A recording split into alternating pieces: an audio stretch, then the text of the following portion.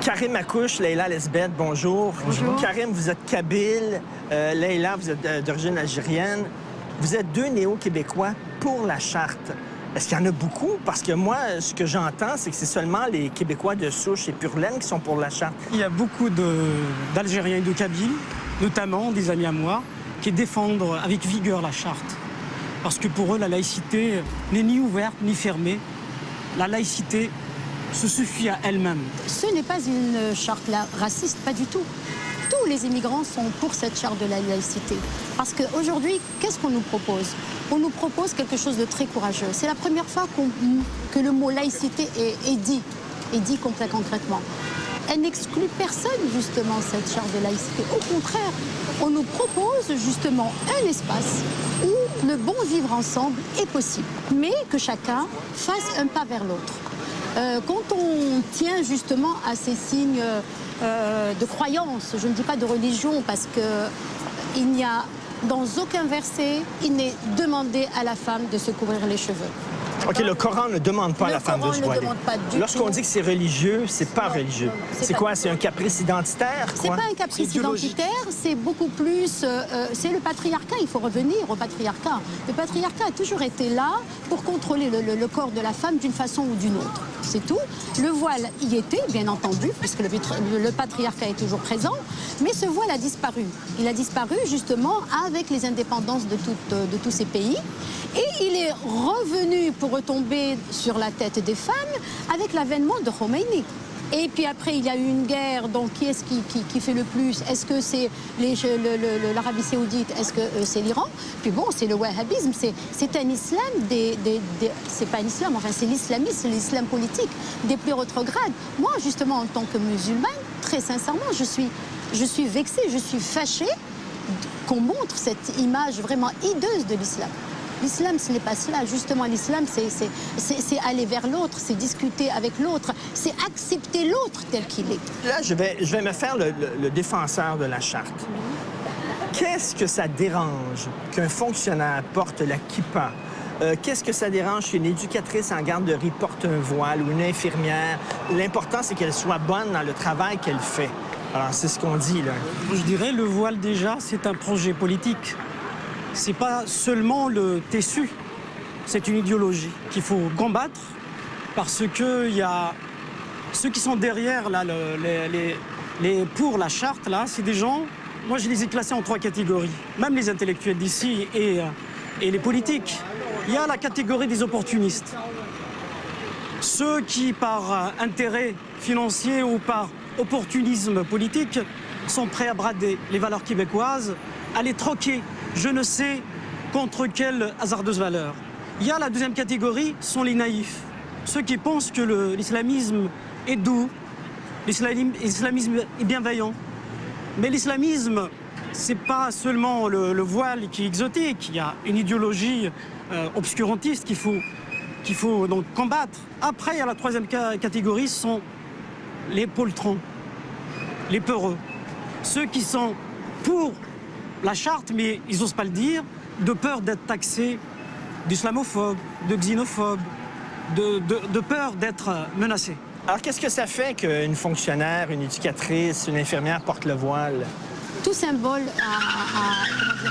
renvoie un message. Il reflète sa croyance. Or, j'estime qu'il envoie un message religieux. Dans la classe, on a une multitude d'enfants, peut-être des parents croyants, des parents non croyants, des parents qui n'ont pas envie justement qu'on enseigne la religion ou les religions à leurs enfants. Et puis tout enfant s'identifie à son professeur. Et il est important que ce professeur soit neutre. Sa fonction première est de transmettre un savoir. Parce que l'école est le lieu du savoir, ce n'est pas le lieu où justement on exhibe ses croyances religieuses.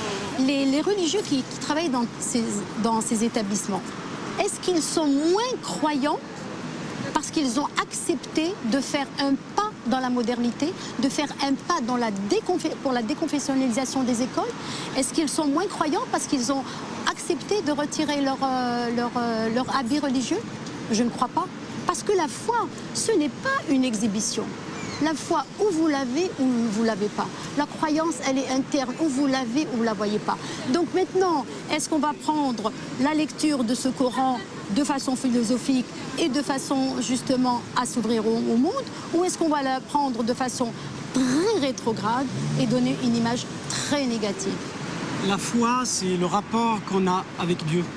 C'est là un rapport transcendantal. Mais l'islamisme, c'est pas ça. L'islamisme, c'est comme le chien de dent, il range toutes les cultures. Il y a le grand philosophe, sociologue plutôt nord-africain, Ibn Khaldoun, qui a dit « Là où l'islamisme passe, les identités s'effacent ». Et mon point de vue là-dessus, je dis que l'islamisme n'est pas soluble dans les valeurs québécoises. L'islamisme, c'est comme le fascisme vert. Et il range les cultures. Est-ce que vous dites qu'un voile, c'est pas un morceau de tissu seulement, ça vient avec un kit idéologique? Exactement. C'est tout un programme politique qui est aux antipodes des idées des Lumières, aux antipodes de la laïcité. Finalement, on le dit pas, mais c'est le voile qui cause problème. Si je faisais un vox pop, les gens, le kippa, ils s'en foutent pas mal. Les catholiques se promènent pas avec des grosses croix. Finalement, cette charte-là, elle vise d'abord et avant tout le voile. Est-ce qu'on peut le dire, ça? Moi, c'est la réalité. Parce que l'islam, Moi, je suis pas d'accord. si vous me permettez, parce que l'islamisme, ou l'islam, même la religion musulmane, est une religion prosélyte. Il y a une différence entre l'islamisme et autres religions. C'est comme ça, c'est la réalité. Pour moi, c'est dangereux de dire que la charte vise l'islam. C'est très dangereux. Je l'ai lu et quand on la lit, elle ne vise pas l'islam. La preuve, ça fait consensus autour de diverses croyances. Je n'ai pas lu nulle part qu'on était contre la religion musulmane ou la religion. Parce que si vous me dites, elle vise l'islam, moi je vous ai dit tout à l'heure, ça n'existe pas en islam le port du voile de la femme. Donc la charte ne peut pas viser l'islam. Or, il y a des pratiques et des croyances religieuses et elles sont différentes. Et quand vous dites que toutes les femmes qui portent le voile, moi, c'est pas, même là, c'est pas un groupe monolithique. Hein. On peut trouver de tout, justement. Il y a des femmes, certaines, qui le mettent et qui pensent que c'est vraiment leur croyance, d'accord?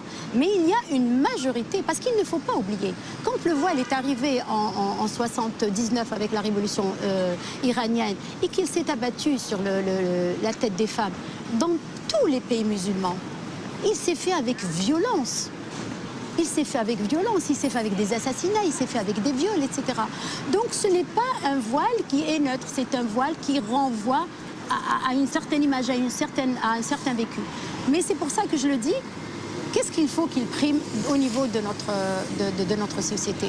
Est-ce que c'est nos croyances religieuses qui nous divisent? Parce que même en islam, vous avez plusieurs branches. Ou est-ce que nous allons nous entendre sur un minimum commun qui va nous permettre de vivre ensemble et vraiment une grande cohésion pour construire avec nos enfants le Québec de demain? Est-ce que c'est une coïncidence, selon vous, que la première marche contre la charte ait été organisée par des islamistes? C'est pas une coïncidence. Certainement, eux, ils se battent pour leurs idées, pour leurs idéaux. Même, il y en a quelques-uns qui sont prêts à mourir pour leurs idéaux.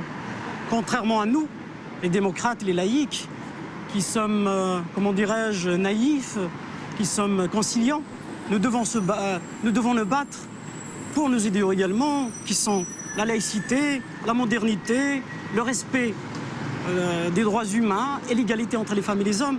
Mais surtout, il ne faut pas tomber dans le piège des amalgames et du racisme.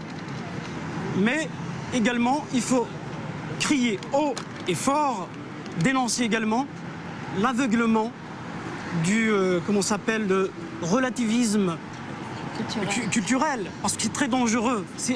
Le racisme est abject, le relativisme culturel est dangereux. Est-ce que vous êtes découragé du débat qu'il y a au Québec actuellement, où ça s'en va? Est-ce que vous êtes optimiste? Je ne suis pas optimiste, je ne suis pas défaitiste, je suis déterminé.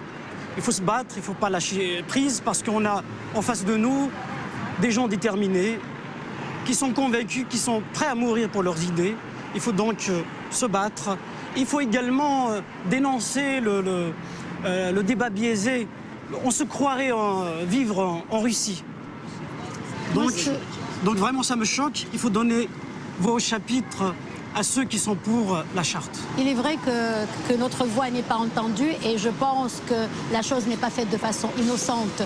Je pense que la première personne qui a mis le feu aux poudres, je l'ai dit et je le répète, c'est M. Taylor. J'attendais à mieux de cet intellectuel. Vous avez d'un côté des individus, des personnes qui vous disent « voilà ce qu'on propose, est-ce qu'on peut discuter sereinement autour de cela ?» Et de l'autre côté, vous avez des gens qui crient au racisme, à la xénophobie. Mais c'est incroyable, c'est vraiment hideux. Je ne dis pas que c'est un combat, je dis que c'est un débat. Et il est absolument nécessaire de le faire dans la plus grande sérénité. Surtout de ne pas répondre à la violence verbale par de la violence verbale. Exactement. Et de ne pas répondre à tous ceux en fait qui nous exaspèrent. C'est vrai qu'on a un passé qui a été douloureux, mais c'est un passé que je garde en moi. Voilà. Merci. Merci beaucoup. Merci à vous.